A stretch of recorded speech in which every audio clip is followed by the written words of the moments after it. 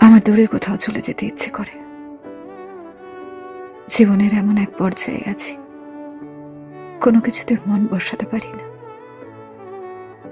না বাড়ি ঘর, না বাইরে কোথাও, না কর্মস্থল, কোনো কিছুই আর ভালো লাগে না। সব সময় মনটা কেমন উদাসীন হয়ে থাকে। আনন্দে হাসতে ভালো লাগে না, দুঃখে কাঁদতে ভালো লাগে না। কাছের কাউকে নিজের ব্যাপারে কিছু বলতেও আর ভালো লাগে না।